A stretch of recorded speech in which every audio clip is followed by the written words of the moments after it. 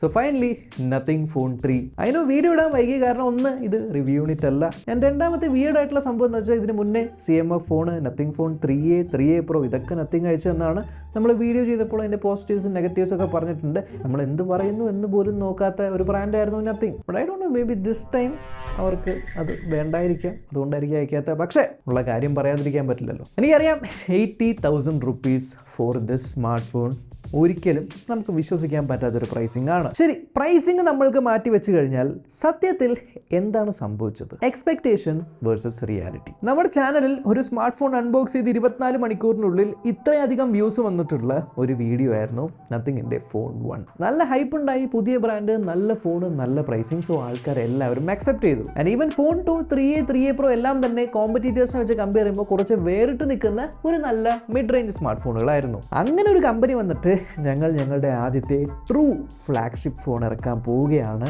എന്ന് അനൗൺസ് ചെയ്യുന്നു.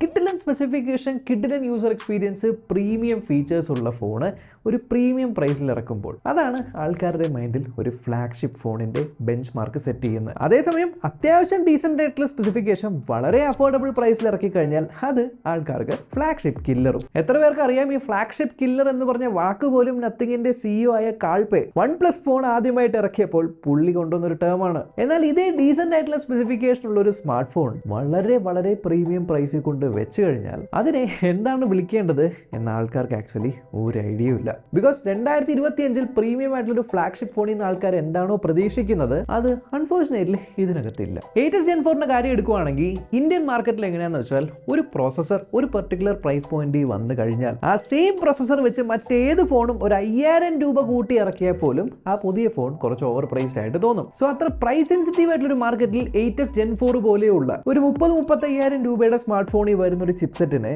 80,000 രൂപയ്ക്ക് ലോഞ്ച് ആയിരിക്കുന്ന ഒരു ഫോണിൽ കൊണ്ടുവരുന്നു എന്ന് പറയുമ്പോൾ തന്നെ ആൾക്കാരെ ഒരു ഫ്ലാഗ്ഷിപ്പ് എന്ന് പറയുന്ന ചിന്താഗതി അവിടെ പോവുകയാണ്. ബട്ട് നത്തിങ് ഒരു ചെറിയ ബ്രാൻഡാണ്, അതുകൊണ്ട് തന്നെ മറ്റ് ബ്രാൻഡുകളെ പോലെ ഈ പ്രോസസർ കമ്പനീനോട് അത്രയും നെഗോഷിയേറ്റ് ചെയ്യാൻ പറ്റില്ല. കാരണം അത്രയധികം യൂണിറ്റ്സ് ഒന്നും ഇവർ വിൽക്കുന്നില്ല. അതുകൊണ്ട് മേ ബി അവർക്ക് കുറച്ച് കൂടിയ പ്രൈസിനായിരിക്കാം പ്രോസസർ കിട്ടിയേക്കുന്നത്, വിച്ച് ഈസ് സ്റ്റിൽ അണ്ടർസ്റ്റാൻഡബിൾ. പക്ഷെ എനിക്ക് മനസ്സിലാവാത്തൊരു കാര്യം, 80,000 രൂപയ്ക്ക് ലോഞ്ച് ചെയ്തിരിക്കുന്ന ഒരു ഫ്ലാഗ്ഷിപ്പ് ഫോണിൽ ഒപ്റ്റിക്കൽ ഫിംഗർ പ്രിന്റ് സെൻസർ, അതും ഡിസ്പ്ലേയിൽ വളരെ അൺകംഫർട്ടബിൾ ആയിട്ടുള്ള ഏറ്റവും താഴെയുള്ള പൊസിഷനിൽ ഒരു മിഡ് റേഞ്ച് ഫോണിലൊക്കെ കാണുന്നത് പോലെ പൊതുവെ ഫ്ലാഗ്ഷിപ്പ് ഫോണുകളിലൊക്കെ വരുന്നത് ഏറ്റവും ലേറ്റസ്റ്റ് ആയിട്ടുള്ള അൾട്രാസോണിക് ഫിംഗർ പ്രിന്റ് സ്കാനർ ആണ്.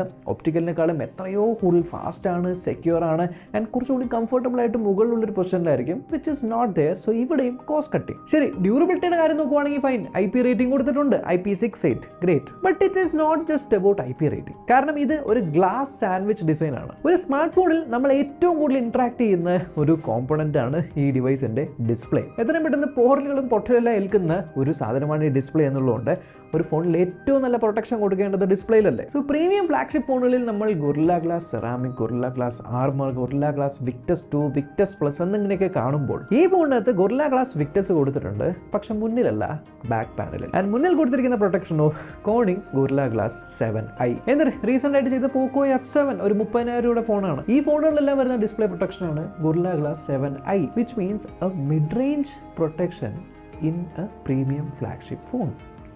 So again cost cutting. ശരി, പ്രൊട്ടക്ഷൻ പോട്ടെ, ഡിസ്പ്ലേ എങ്ങനെയുണ്ടെന്ന് വെച്ചാൽ ഡിസ്പ്ലേ ഈസ് നൈസ്. നത്തിങ്ങിൻ്റെ ഫോണുകളുടെ ഡിസ്പ്ലേ എപ്പോഴും നല്ലത് തന്നെയായിരിക്കും, ഇതിലും യാതൊരു വിട്ടുവീഴ്ചയില്ല.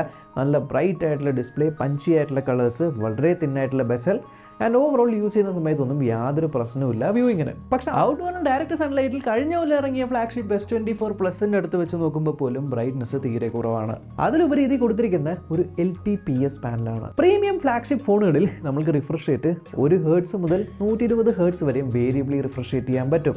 ഇതിനെ അവർ LTPO പാനൽ എന്ന് പറയും. എന്നാൽ മിഡ് റേഞ്ച് ഫോണുകളിൽ ഏകദേശം ഇതേ എഫക്റ്റ് കൊണ്ടുവരാൻ വേണ്ടി 1 മുതൽ 120 Hz പകരം ഒരു 30, 60, 90, 120 എന്നിങ്ങനെ 4 സ്റ്റേജിലേക്ക് ഓൾമോസ്റ്റ് കൊണ്ടുവരാൻ പറ്റുന്ന ഒരു ടെക്നോളജിയാണ് ഈ LTPS ടെക്നോളജി. അതാണ് ഒരു ഫ്ലാഗ്ഷിപ്പ് ഫോണിൽ കൊണ്ടുവന്നേക്കുന്നത്. ശരി, 8th Gen 4 മോശപ്പെട്ട ചിപ്സെറ്റ് അല്ല, അത്യാവശ്യം ഡീസൻ്റ് ആയിട്ട് പെർഫോം ചെയ്യുന്ന ചിപ്സെറ്റ് ആണ്. പക്ഷേ ഒരു സ്മാർട്ട് ഫോണിലെ പ്രോസസ്സറിന് അതിൻ്റെ പീക്കായിട്ട് പെർഫോം ചെയ്യണം എന്നുണ്ടെങ്കിൽ എത്രയും പെട്ടെന്ന് ആ പ്രോസസ്സറിനെ കൂളാക്കുക, ചൂടാവുമ്പോഴത്തേക്ക് അതിനെ പെട്ടെന്ന് തണുപ്പിക്കുക എന്നുള്ളതാണ്. ഐ ഡോണ്ട് നോ ഈ സ്മാർട്ട് ഫോണിൻ്റെ തണുട്ടു റൺ ചെയ്യുമ്പോഴും ത്രോട്ട്ലിംഗ് ടെസ്റ്റ് ഒക്കെ ചെയ്യുമ്പോൾ ഏകദേശം 47-48 ഡിഗ്രി വരെ, അതായത് 47-48 ഡിഗ്രി എന്ന് പറയുമ്പോൾ നിസ്സാര വാംത്ത് അല്ല, കൈ പിടിക്കുന്ന സമയത്ത് ശരിക്കും നമുക്ക് ആ ഒരു കൈ ചെറുതായിട്ട് പൊള്ളുന്ന പോലത്തെ ഒരു ഫീല് വരുന്നുണ്ട്. ഒരു പ്രീമിയം ഡിവൈസിൽ നിന്ന്, അതും ഒരു എക്സ്പീരിയൻസ് ഫോക്കസ്ഡ് ആയിട്ടുള്ള ഒരു ബ്രാൻഡിൽ നിന്ന് വരുന്ന ഒരു ഫോണിൽ നമ്മൾ ഈ ഒരു ഹീറ്റിംഗ് ഒരിക്കലും എക്സ്പെക്ട് ചെയ്യുന്നില്ല. കാരണം ഇപ്പോൾ മഴക്കാലമാണ്, സമ്മർ സീസണൊക്കെ വരുന്നേ ഉള്ളൂ. എന്നാൽ ക്യാമറ ഡിപ്പാർട്ട്മെൻറ്റിൽ വരുന്ന സമയത്ത് ദാറ്റ് ഈസ് ഗ്രേറ്റ്. പൊതുവെ നത്തിങ് ഫോണുകളുടെ ക്യാമറകളുടെ പ്രത്യേകത എന്താണെന്ന് വെച്ചാൽ യൂസർ ഫീഡ്ബാക്കുകൾ കേട്ട് ക്യാമറ പെട്ടെന്ന് അപ്ഡേറ്റ് കൊടുത്ത് ഇമ്പ്രൂവ് ചെയ്യുന്ന ഒരു പ്രവണതയുണ്ട്.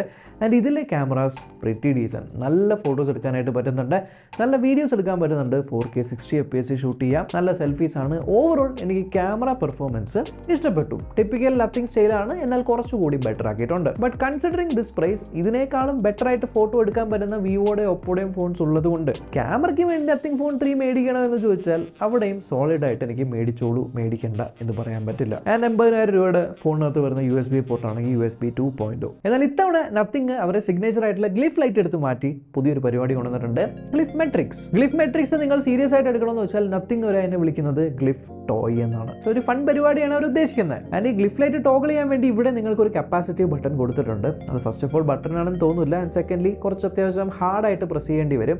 ആൻഡ് നമ്മൾ ഒരു കയ്യിൽ ഇങ്ങനെ പിടിച്ചിരിക്കുന്ന സമയത്ത് എനിക്ക് ആ ഒരു ബട്ടണിലേക്ക് എത്താനും ബുദ്ധിമുട്ടാണ്.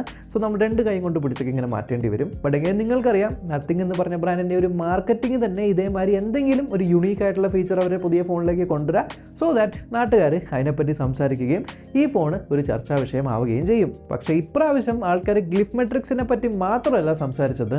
പൊതുവേ ഡിസൈൻ വളരെയധികം അട്രാക്ട് ചെയ്യുന്ന ഡിസൈൻ ഫോക്കസ്ഡ് ആയിട്ടുള്ള ഒരു കമ്പനി ഇങ്ങനത്തെ ഒരു ഫോൺ ഡിസൈൻ കൊണ്ടുവരുമ്പോൾ എല്ലാവർക്കും അത് ഡൈജസ്റ്റ് ചെയ്യാൻ പറ്റില്ല. പ്രത്യേകിച്ചും ഈ മിസ്അലൈൻഡ് ആയിട്ടുള്ള ക്യാമറ മോഡ്യൂളൊക്കെ ഒരു യുണീക്ക് ഡിസൈൻ എലിമെൻ്റ് ആണ്. Design is subjective. ചില ആൾക്കാർക്ക് ഇഷ്ടപ്പെടും, ചില ആൾക്കാർക്ക് ഇഷ്ടപ്പെട്ടില്ല.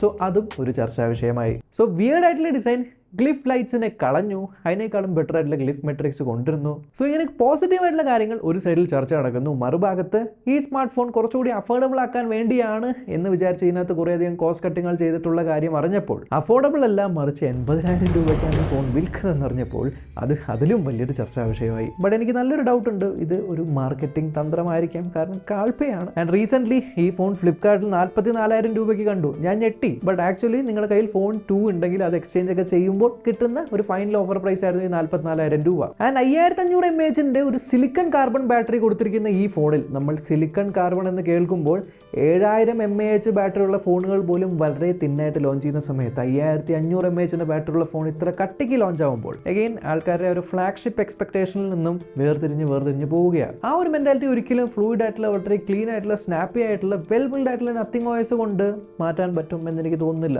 കാരണം ഒരു എക്സ്പീരിയൻസിന് സോഫ്റ്റ്വെയർ മാത്രം പോരാ.